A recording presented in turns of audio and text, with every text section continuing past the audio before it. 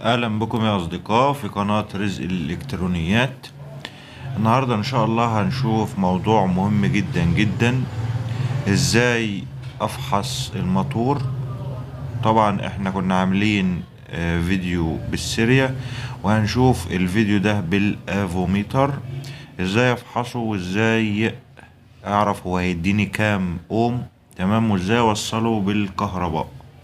طيب هنمسك اول حاجة. انا عندي ده الموتور، تمام، وعندي ده الافو، تمام.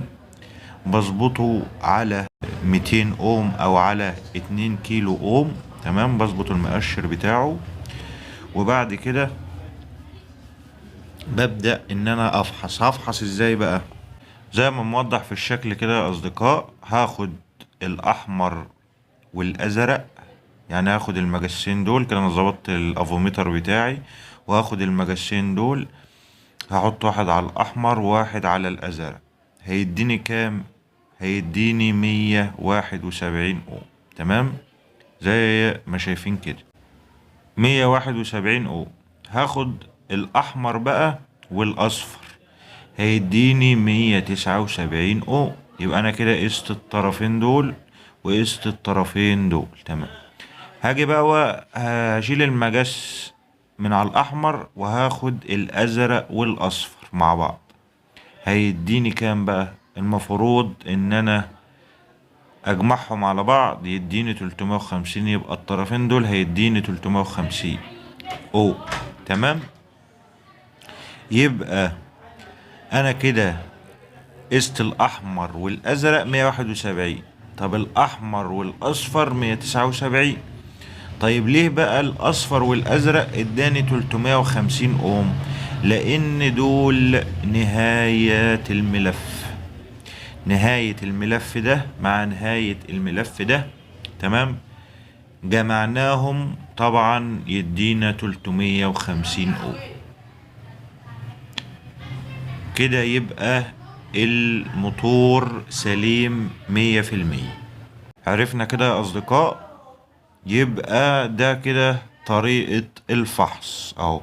بيجمع لك هنا 171 اوم اللي هو السلك الاحمر والازرق، على 179 اوم اللي هو الاحمر والاصفر، يديك 350 اللي هو الاصفر والازرق، تمام.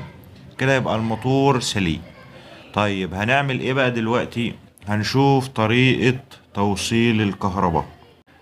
هنوصل الكهرباء ازاي؟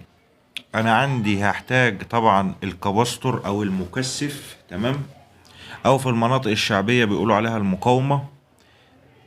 طالع منه طرفين، تمام، وانا عندي الثلاث اطراف بتوع الموتور، وعندي دول طرفين اللي هما 220 بتوع الكهرباء. طبعا احنا هنا موصلين على المفتاح، يبقى ده داخل المفتاح الانبوت 220 فولت، تمام.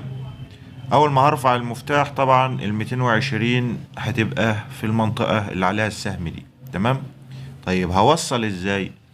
هاخد طرف ال 220، تمام، هوصله بالطرف الاحمر. ليه بقى وصلته بالطرف الاحمر؟ لان الطرف الاحمر ده هو المشترك اللي هو القم، تمام. الطرف الاحمر هو المشترك، تمام. فهياخد فردة كهرباء على طول، تمام. طيب الفردة التانية هتروح فين؟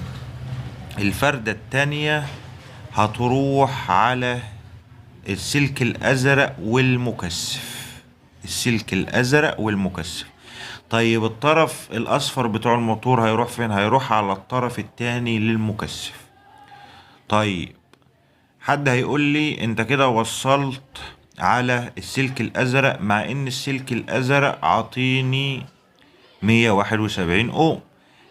على حسب بقى اتجاه